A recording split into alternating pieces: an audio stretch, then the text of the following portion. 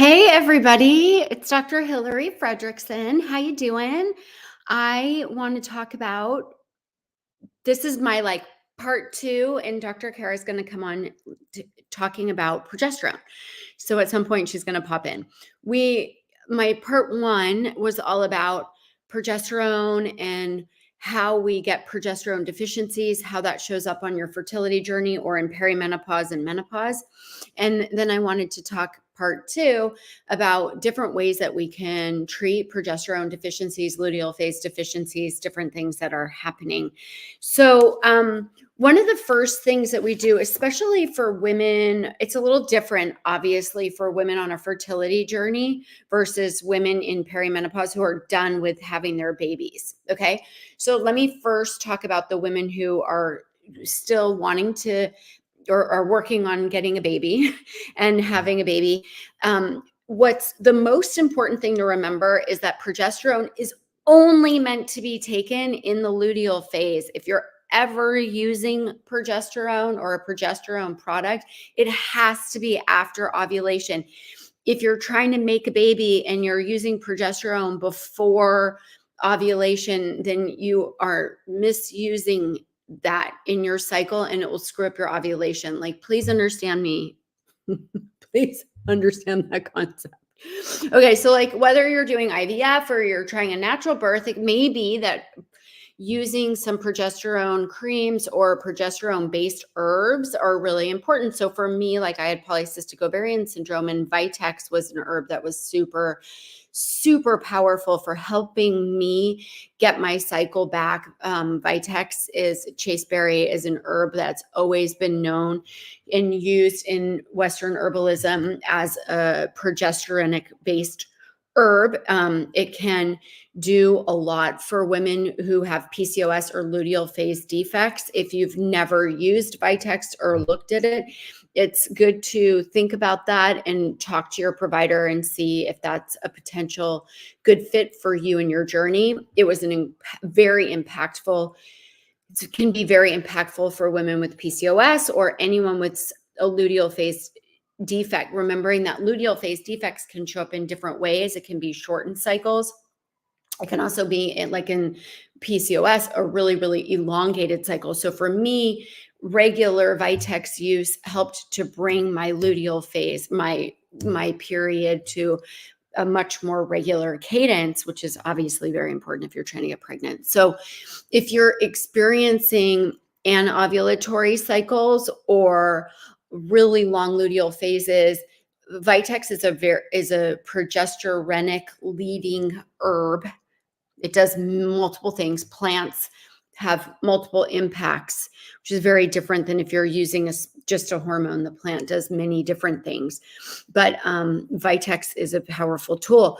Other women are thinking about using progesterone creams or progesterone itself on a fertility journey in the luteal phase. And this is where it also comes into perimenopause. Okay, so whether you're in your late 30s, early 40s, if you've experienced chronic stress or you're going through a transition where something is a big challenge for you, progesterone is often one of the first things that that really stops working as well. The ovary under major stress is you're not going to ovulate as much. And if you remember from my part 1 of progesterone, the corpus luteum, which is coming around the egg after ovulation, is what's responsible for the majority of progesterone release and production. If that's not happening because of a big stressor, divorces, breakups, environmental stresses, toxins, there's a lot of different ways that women experience major stresses or traumas that can stop and slow down the progesterone that you make. Also, if you're experiencing long-term chronic stress or had many adverse childhood events, it can be that something is set up in your hormone profile where cortisol and your stress hormones are stealing from progesterone, creating those luteal phase defects. Using progesterone in your luteal phase, your post-ovulatory phase, can be an incredible way to treat PMS, Um, a lot of those feelings of estrogen dominance, if you're having heavy, heavy, heavy bleeding or shortened cycles or major agitation or irritation before menses, which many of us go through as we're going through perimenopause, or women who are set up with a pretty strong PMS. One of the ways that you can support yourself are natural progesterone creams. These are made from wild yam. It's a pretty gentle way to see, is progesterone something that's going to be helpful for me if I use something like a little progesterone cream and you're still cycling. Doing it in the luteal phase is really the safest and most appropriate. Now, if I'm working one-on-one with a patient and I'm understanding their whole profile, I may use progesterone all the way across the cycle if they're done with their fertility. Please hear me one more time. I'll say it again. If you are on a fertility journey, you should not have progesterone in the beginning of in the follicular phase, day 1 to day 14 or day 1 to ovulation. Like, progesterone should not be in the equation. Okay. But for those of us like me, where I'm a 49-year-old lady, I have different needs. I'm not trying to have a baby. I'm just trying to not lose my shit. Okay. And I'm trying to sleep through the night, and I'm trying to not have night sweats, and I'm trying to be calm and not erratic, like some of the things that happen during perimenopause: sleep changes, mood changes, night sweats. Many of these things can be treated with progesterone.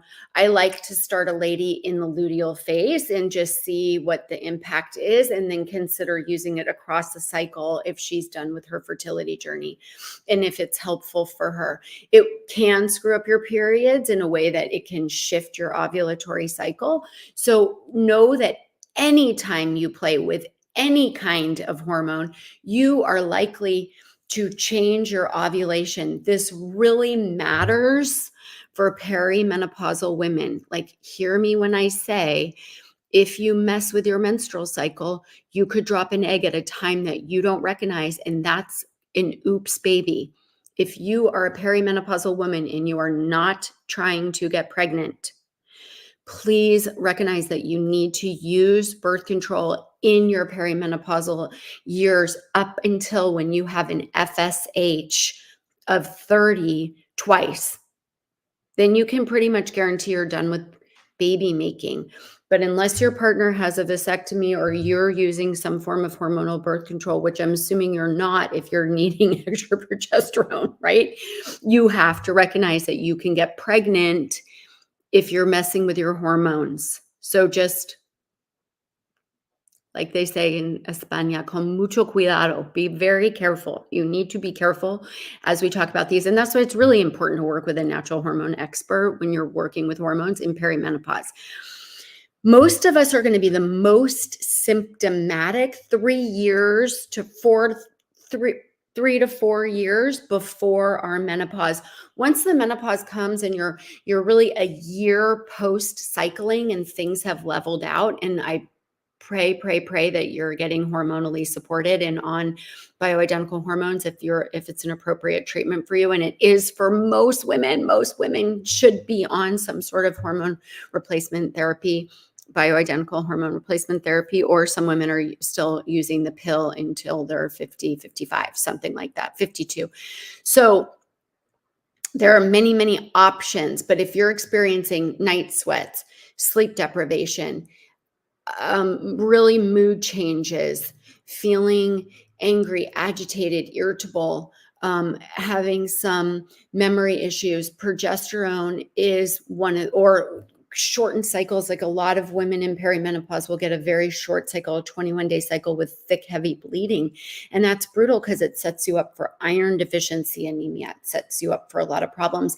Starting with a progesterone cream in the luteal phase can help support that. Some women that are having heavy, heavy periods, those women need oral progesterone, often oral progesterone in bigger doses. Again, that needs to be prescribed by a hormone expert, either your OB or a natural fertility specialist, natural hormone expert, those of us that do a ton of hormone work.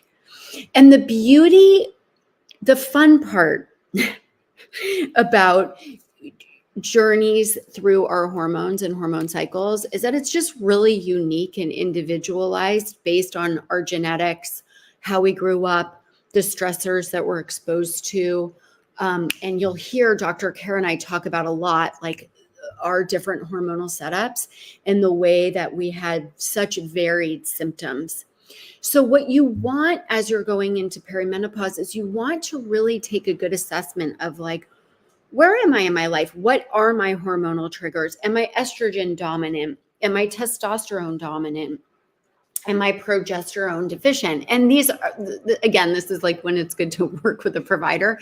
Also, there's great hormone books that can give you good info. The Hormone Cure is a beautiful book, and that's by Sarah Gottfried. She's a super badass doctor that lives actually in California and does a fabulous job educating women about their hormones. But what I want to just say is if you're experiencing changes in your late 30s or 40s, many of these changes cyclically can be supported by progesteronic herbs or progesterone itself. Transdermal creams, transdermal drops, oral micronized progesterone. Some women prefer a vaginal progesterone. So there are many, many, many options. And if you feel like you're going through, if you don't feel like you, right, if you've had weight gain, a lot of the symptoms that I've already talked about, use hormones to support your hormones. Like that's part of the game. In my job, if I'm working with patients and they're done with their fertility and they're in their perimenopausal phase, my job is to make it so they don't really feel themselves going through menopause. My job is to keep them very balanced and stable. Their cortisol, their stress hormones, their estrogen, their progesterone. And progesterone is one of the very first places to start in a perimenopausal journey. So I just want to kind of shout it from the rooftops that you don't have to be in full-on menopause, which is defined by being a year out from having a menstrual period, to start hormones or to let hormones support your journey. Progesterone can be a tool that we're using way earlier into the, early in the 40s or for some women in their early 30s, depending on their genetics and their stressors and what they've got going on in their lifestyle. So progesterone is a really important tool. Make sure you're working with a provider to help you. Make sure I think I've said it multiple times, but that if you are messing with your progesterone or using herbs that change your progesterone or using progesterone itself, that you can change your ovulation and create some of these oops babies if you're in perimenopause, or if you're on a fertility journey, know that progesterone's only for the luteal phase. So I think I made that really clear, but progesterone can be one of the most beautiful tools to help support you through your hormonal transitory changes. And I hope it's something that you seek to understand or work with a provider who can really help you get more information and really personalize what's happening with your journey so that you avoid a lot of these symptoms that women are speaking out. I mean, you can't find a celebrity now that's not talking about menopause. Oprah and Reese Witherspoon, and they're all like talking about it. Well, a lot of their symptoms or changes could have been supported and helped out had they been working on it earlier. So that's one of the things that we get to do working with your hormones in a natural way, is to make it so that these transitions are much smoother than women who aren't supported hormonally. So I hope that helps give a little bit of insight into progesterone, how to use it, what to do for yourself. Mwah!